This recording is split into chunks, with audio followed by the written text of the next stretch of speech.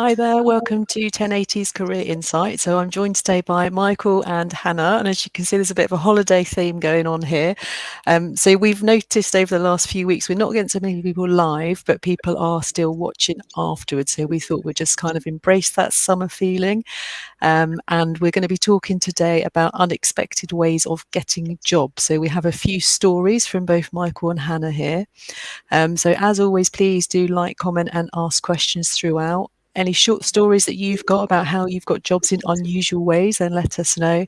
And if you've got any other random job seeking related question, please do feel free to ask those too. So I will hand over first of all for story number one to Michael. So I think, Michael, you're going to talk about an elevator pitch to start with.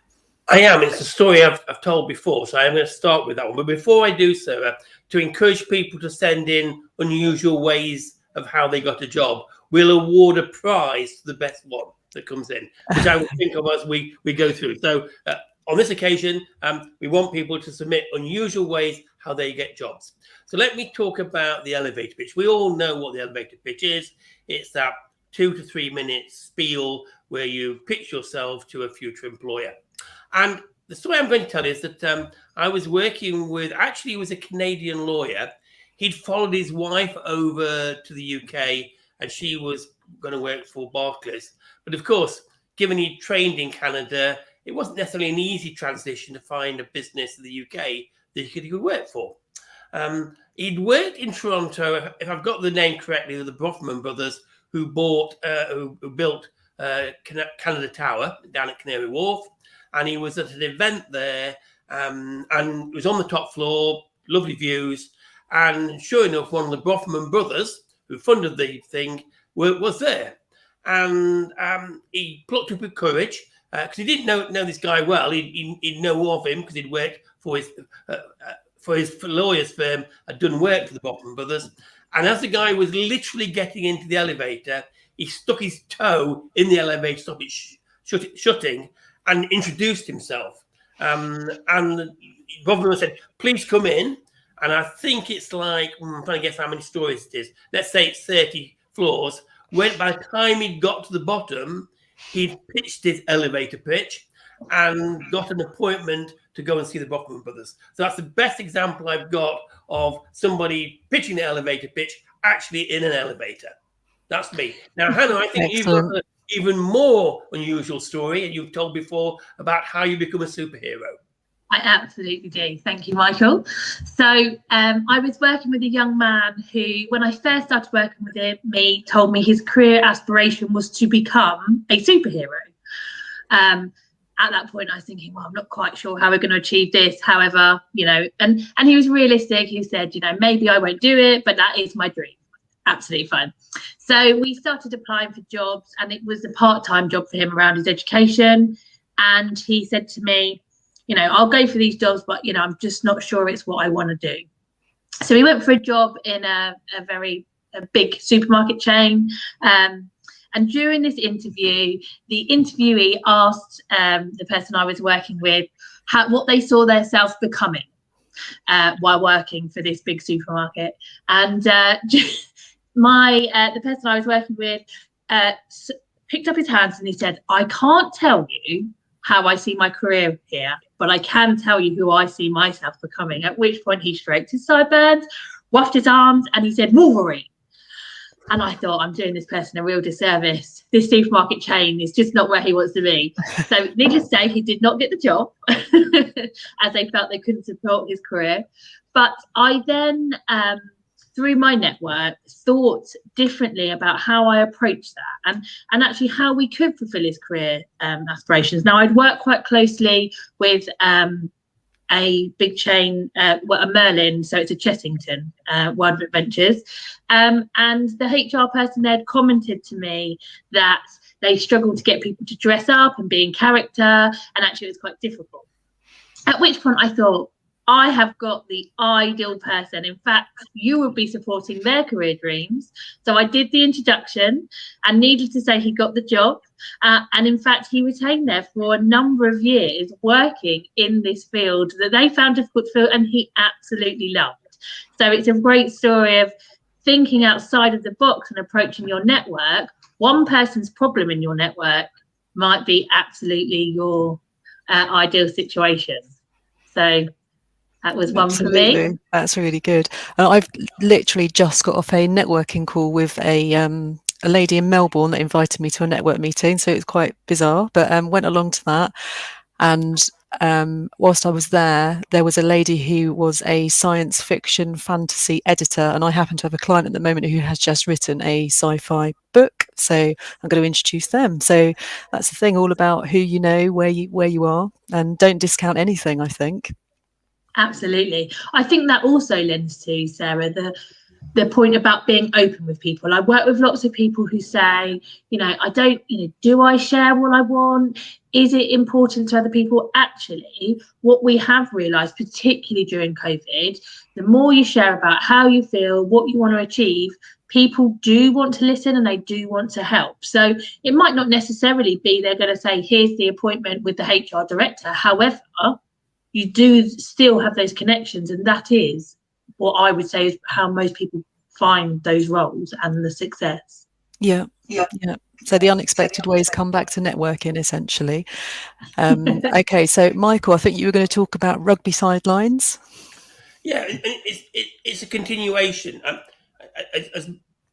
think I'm right in thinking, so the most popular download of our website is how you segment your LinkedIn and then classify it in terms of how well you know somebody, what you've done for that person, have you invested in them, and do they have power of influence? And traditionally, what you're looking for, having, say, 30 to 50 people in your network who you know well, who you've invested in, and who've got power of influence, and using those people to make introductions. But it never ceases to surprise me that it's a fact of life that some of the people you'll expect to help you the most don't, either because they can't or they won't. And therefore, I've also discovered that very often people very tangential to your network are surprisingly helpful. And picking on what Hannah said, so long as they know what it is you're doing. So I've had, I would almost say, remarkable success in getting people jobs who've been watching their sons and daughter play football, rugby, hockey, standing on the touch lines, and I've struck up conversations with the person next to them that they've been meeting, obviously, during the season. And as a result of that, people say, well, what do you do? Well, actually, I'm a such and such, but I'm currently looking for a job. And I've now had a series of clients who've got jobs as a result of those connections. And I think it's also true, Hannah, isn't it, that using the conversations at the school gate can also be very helpful in getting jobs. What do you think? Absolutely. I think so.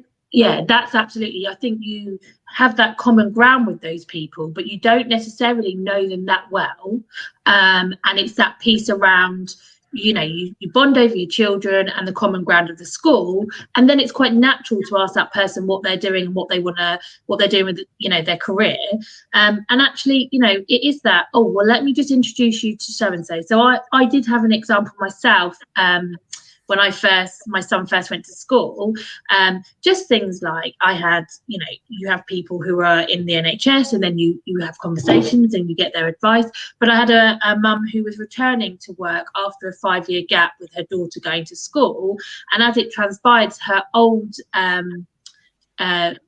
university she worked at, we actually worked with. So I just made the connection between us and her and the new HR person, and it just shows you that you can really bring that together. And it's a very small thing, but I'm sure it made a big difference to her.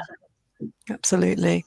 So you can see Jeff's added a comment here to say anyone who wants to talk sci-fi or superheroes is always welcome at my house. And I think that's the thing, it's about personality, isn't it? And I've seen quite recently, actually, somebody did one of the polls on LinkedIn saying, what's your preference, Star Wars or Star Trek? And I said, well, I'll pick Star Wars, but only because I've never seen Star Trek, and actually I'm not really a sci-fi fan anyway. But it still led on to a conversation, and there was lots and lots of talk then about that. So it's a really good way of sort of breaking down those barriers and getting to know people. So like you say, building up that connection. And definitely, I agree with the playground situation. I was probably one of my biggest pieces of work, actually. I was just chatting to a dad in the playground. I knew that he worked in marketing recruitment. I had a client that I thought he might be able to match. And then he asked me a bit about what I did, which I told him. And then I ended up working at this company for a day a week for about 4 years. So really, really good. And that just a complete chance conversation. Yeah. I This think is what it. the issue here, Sarah, is, and particularly I think if you know people, you're more comfortable about talking to them. So the Yes. issue is, if these are people I only know superficially, I've met, said hello, and may have had a cup of coffee with, I think most people are very reticent to share the fact that they're job seeking. And dare I say, the stigma of being unemployed and looking for a job sticks with them. But in fairness, that's holding you back, because what I've discovered, particularly with people at the periphery of networks, they will still want to help you if they can. But of course, they can only help you if you're prepared to declare that you're looking for a job or what you're looking for. So you just got to get over that. But if you enlist that, and particularly where you've got a common bond like children playing football or children going to school, you'll be surprised how many people will, once they know about what you're looking for, will try hard to make a connection for you. You just got to get over the fact that maybe you're telling somebody you're looking for a job and you don't know them that well. Yeah, and I think when you're in that situation, you need to think, would I help someone if they were in that the situation that I am? And of course you would. So kind of assume that everyone is similar to you. Yeah. Agreed. And Michael, I don't know if you'd agree, but I think one of the ways of getting over that is maybe practicing what you want to say with your nearest and dearest and working out, what that pitch is, and maybe tailor it depending on who you're speaking to. But the only way to do that is to practice what it is you want to say and you want people to know about you. With the caveat that, yes, you might not want to tell them you're job searching, but ultimately, if they're going to help you, why not? I'm going to agree but disagree slightly, Hannah, because I think I think in this situation, just going immediately into spiel of this is what this is what I'm looking for isn't the right thing to do. I think you've got to be able. The key thing when you're meeting people anyway, notwithstanding whether you're looking for a job, is to take an interest in them. And ask them questions about them, and it's easy when you've got the kids at school or you're watching football, because you can talk about your children and what they're doing, how the match is going or what they think of the teacher. And then the question is then, can you build on those conversations? Can you discover links that you have in common? And particularly through the world of work, I used to work there, or I know a marketing person. So it's ability to be probably spontaneous and informal. Yes, you've clearly got to land a message. So when you are asking for help, you need to know what it is you're asking for and to have practiced that. But I also think that ability to connect with people on a social level is really, really important. Agreed. No, I completely agree. Yeah, that's good.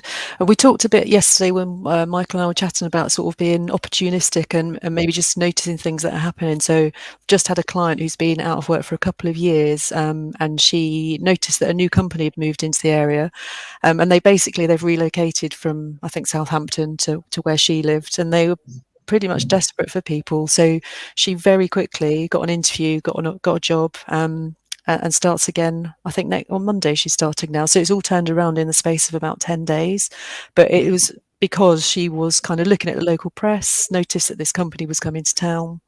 So being aware of some of the maybe more traditional ways of looking for a job, some of those seem to be quite useful again now. Yeah. And just to elaborate on that, so the reason why you talk to people is you can gather market intelligence. And yes, you can follow the press or look at LinkedIn, but when you're talking to people, people will tell you about where jobs are, where people are opening, and then being opportunistic, calling in and say, am I right in thinking you're opening a new factory or you just relocated? Does that mean you'll be hiring? That will get you ahead of the queue. Just by being brave and not be frightened of having a rejection. If you push through those doors, trust me, when people are looking to recruit, I always say to my clients, if you're running a business, the most difficult task you've got is finding really good people. So people say, there's too many job applications. Let me tell you, It's the other way around. So long, what you've got to do is get in front of that person. Obviously, recommendations are the most effective way, but sometimes just being opportunistic. I worked with a client, and by this was against my advice. On his CV, at the very bottom under interest, he put, in my part-time, I wrestle with alligators. In my part-time, I wrestle with alligators. And of course, he didn't wrestle with alligators, but what he was trying to do is get noticed. And I was saying, I'm not sure about that. I think you're likely to go in the don't want to see this category. But let me tell you, he got himself an interview, and he was nowhere near the spec. He was about 40% of the spec, and he got the job. He got the job on that personality. So sometimes, being memorable for the right reason, and that right reason is just being different. I well recall I interviewed a career coach for 1080 on the basis I saw on his interest he was a stand-up comedian. I wanted to talk to what a stand-up comedian was like and why he did it. I saw it. By the way, he looked nothing like a stand-up comedian when I interviewed him, but hey, it got my attention. So standing out for the right reason is absolutely another way of getting yourself a job. Excellent. See, Jeff's just put a comment up here again. So I think this goes back to the networking, really. So making it about other people first, and then the conversation will almost immediately ask them, will come back to you. And I think that's true, isn't it? If you ask someone how they are and what they do, then they are invariably going to ask you back. So that kind of gives you the opportunities to then talk about the fact you're job seeking. Yeah. So definitely. Yes, and I think it's that piece that even if they don't, it's still good to have that connection, but knowing that relationship, potentially that person hasn't got the same interest. So saying, okay, and moving on. Because one of the things that I've noticed people come up when I talk to them about, talking to people and putting this in, the fear of rejection is one of the reasons they don't do it. So is there anything that, from your experience, you feel that people could do to worry less about the rejection and do it anyway? Yeah, that's a good point. And going back to Michael's comment about the alligator wrestling, my husband had an interview at a pharma company years ago, and they asked him what experience he had with that industry, and he said watching Casualty. But he got the job. So, and that's the thing. You need to be able to read people, I think, don't you? What's going to work, what's not going to work, and clearly that did at the time. So he had a very successful career there for a fair few years. So. Thanks to Casualty. Thanks to Casualty, exactly. So I got a note here about barmaid turned marketing exec. Michael, I think that was something you mentioned to me yesterday. Yeah. So two stories. So sort of unusual sort of ways of getting jobs. So the first one was, and I was quite struck. She at this time she came to work with us, but she'd worked for over 21 years at this leisure holiday camp business, and I said to her, so how did you get into marketing, working in the leisure industry? And she said, I was a barmaid. So what do you mean you was a barmaid?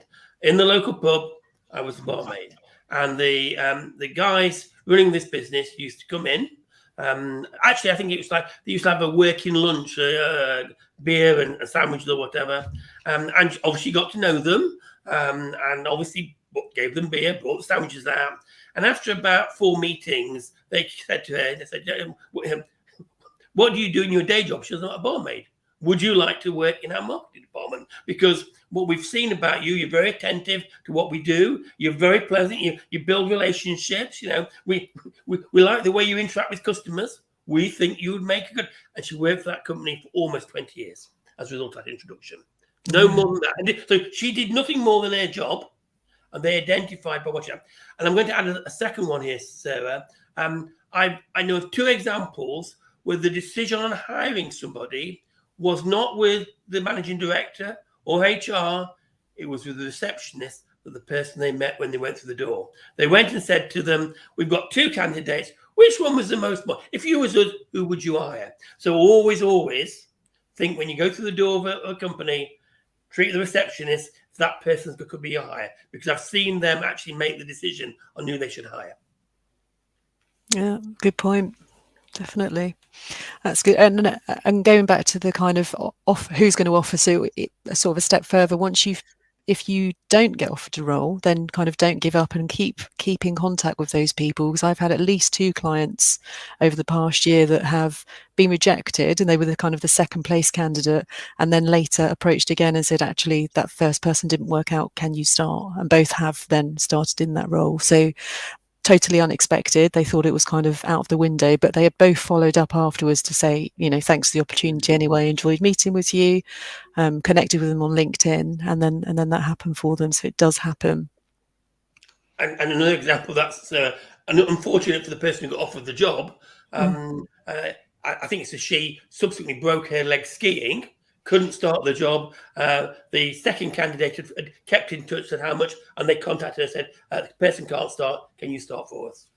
So, sometimes you can just get lucky. You can be in the right place at the right time. So shall I tell you how I got my first job, Sarah?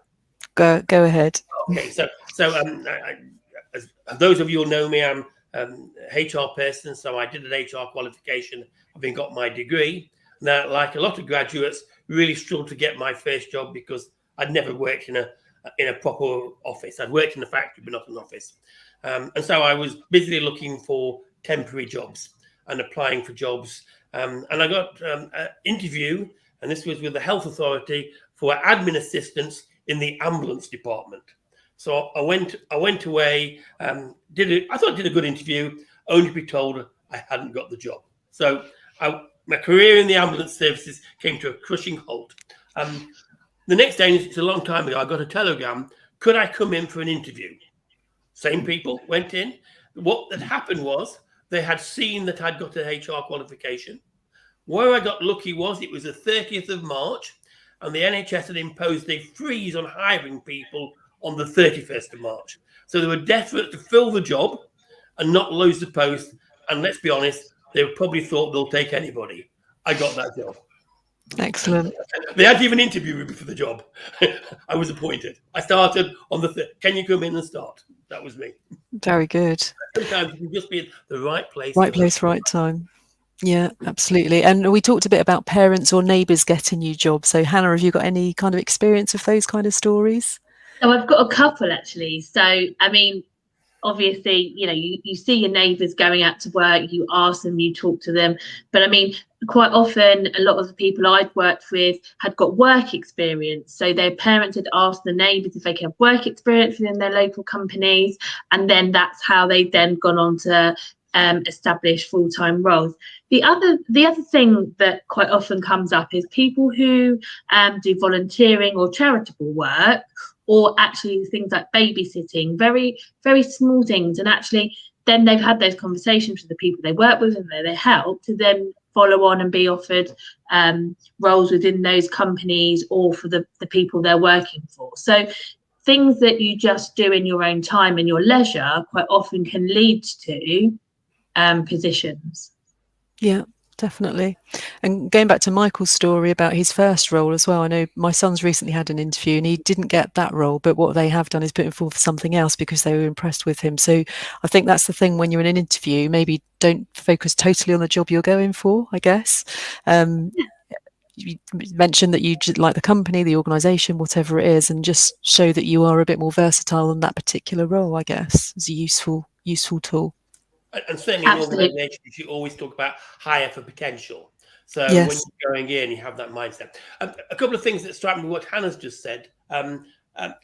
Using neighbours, I know absolutely that if you know where the neighbours work, let's say at Tesco's, and you want to get your CV on the desk, ask your neighbour to hand it in for you into the HR. It's almost certainly will get you at the top of the list, even though there's no connection really there at all. But a neighbour handing in a CV in a place you work will mean somebody will read it. I've seen that on many occasions. Yeah, definitely. You can see Paul here saying, my mother-in-law told me about that casualty job. Yes, so he was working in financial services at the time and I don't think he had redundancy. No, he was looking to move. And my mum said, I've just seen this job that says something about business analyst. Is that what you do? So Paul said, yes, that's exactly what I do. So exactly that. He filled out the application, mum took it in and gave it to HR. She got one of those bonus things. He got the job, talked about casualty. So it all worked out really well. Although I am going to have to point out, he clearly hadn't worked his elevator pitch that well because his mother-in-law didn't know what he did. Well, she recognised the words. Well done, Paul. And great point from Jeff about no expiration date on relationships. I got my last job in 2004 because of a person I knew and originally worked with in 1995. Yeah, absolutely. It just shows you the power of keeping those relationships going, doesn't it? Or being able to get back in. Oh, I can hear Paul laughing. There's a bit of a delay, I think, in the live. That's a great story, Jeff. You're absolutely right. I mean, again, often when you're working with a client, they always feel, I can't possibly reach out to so-and-so. I've not spoken to them in 10 or 15 years. And when I always say, did you like working with them? Yes. Mm-hmm. Yeah. Did you like the person? Yes. Well, I absolutely know they will like you. Okay. And therefore, by actually reaching out to them now, they'll be really pleased to hear from you. You've just got to be brave and do that. And yes, recognize maybe of 10 or 15 years have gone by, but I still think the relationship holds. So yes, absolutely. Yeah, definitely. And actually, our guest on the 1st of September is my last boss that I had at Prudential, where I left 18 years ago. And yeah, definitely always kept up on that relationship with him. And you're coming to that one as well, Hannah, aren't you? Talking about private to public sector and the reverse. So that's going to be a really interesting chat. So yeah, looking forward to that. And Paul just said, Jeff Young agreed. A lot of the work I've got this year has been through ex-colleagues. And I think that is the thing. It's quite surprising. Once you do start letting people know what you're doing, they will help you if they can. So Paul's doing quite a lot of work around mental health. And it is surprising the number of people that have got in touch with him and said, can you come and do a talk for us, that kind of thing. So it's been really good. And I've definitely found that with LinkedIn as well. Absolutely. And I think it's that thing, isn't it? So my first ever job was in a chemist, and the only reason I knew the guy who was hiring was because I had asthma and I used to go there once a month to pick up my prescription. So it's that thing, isn't it? It's not even necessarily colleague, someone that you have a familiar connection with, and just keeping that relationship and being polite. And yeah. What we've not touched on, Sarah, and I suppose this is a relatively recent phenomenon, say in the last 2-3 years, is the WhatsApp group. You see, all sorts of WhatsApp groups here. Now, again, I think there are absolutely great avenues for finding out where opportunities are. So long as you're prepared to do that sharing, that sort of crowdsourcing of information is absolutely helpful in getting jobs, and WhatsApp groups are a great way of doing it. And in addition to that as well, Michael, you can add taglines on WhatsApp groups, which I know I've seen friends do. So very similar to the open to work on LinkedIn, you can have a status that says looking for new opportunities. So people within that WhatsApp group can then see that. Yeah, that's a great idea. Definitely. And crowdfunding, as you said, I guess maybe it's not totally relevant to job seeking, but if you are looking to set up a new company, that kind of thing, then crowdfunding is a great way of going, I think. That's good. I know it applies particularly self-employed and tradespeople, but my impression is that is the way they get work. I mean, the number of times I look on our sort of community app, do you know a gardener? Do you know a plasterer? Do you know somebody puts windows in? So there's lots of opportunities there, and why not expand it? If you've got a set of skills, tell people what skills you've got, and let's see what comes back. Yeah, absolutely. Okay, so I've got just a little summary here. So the theme from all of these stories then. So networking, check the press, don't be afraid to ask, tell your parents what you do, and be opportunistic. Paul, you're listening, tell your parents what you do. And you're good. Exactly. So anything you want to expand on in there, or shall we go on to a top tip to leave with? Top tip. Okay, so Michael, what's your top tip to leave with for today's session? Be bold. Fortune favours the brave, and within being bold, albeit within parameters, understand it's about being recognised and remember. I've told this story before interviewing, the ability to be different from other candidates, but in a positive way. And those of you know me, I wear my red kickers because I want people to remember me. So I do think it's important that you're bold and you stand out. And trust me, fortune favours the brave. Excellent. Okay, Hannah? So mine is probably similar. So even if you're fearful, do it anyway. So fear the fear, do it. Excellent. Susan, That's great. Fear the fear and do it anyway. Feel the fear. Yeah, really good. So some great stories there. So thank you for sharing all of that. I just got a comment again from Jeff. So he's saying here, the devil hates a coward. There you go. Jeff, if you send us your contact details, because you're clearly the outstanding winner, I will send you a copy personally signed of The Guide to Everlasting Employability. Excellent.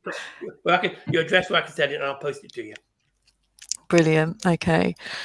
So next week, I'm joined, I think, by Mark Whitmore and Chris Thorne, and we're going to be talking about energy zappers. So we had this conversation a while ago about maintaining your energy whilst you're job searching. And I think it's probably quite topical over the summer, because I think people tend to think that the job market's a bit stagnant and might be a little bit fed up. So looking forward to hearing their tips on that. So as always, thank you to everyone who has joined. Before we go, you've not made reference to your paddleboard behind. Here's Hannah, me and my Hannah in their goggles. It's Happy Holiday Edition. You've not mentioned your paddleboard once. No, I've got my vest top on and I've got my paddleboard paddle behind me, because we did go out on our paddleboards last night. So we're out on those quite a lot. So that's my reference to summer, although it is kind of all year round. We're hoping to go swimming, obviously. Excellent. Yeah. Well, maybe we can have a 1080 team paddleboarding trip one day. That'd be quite good. Absolutely. I was looking forward to that. Brilliant. Okay, well, thank you everyone for joining, and as always, please do ask any questions afterwards. We'll go back and answer them. I can see Joe's just said thank you, that was fun, so thanks, Joe. And we'll see you, everybody. yes, see you next week. Cheers. Bye.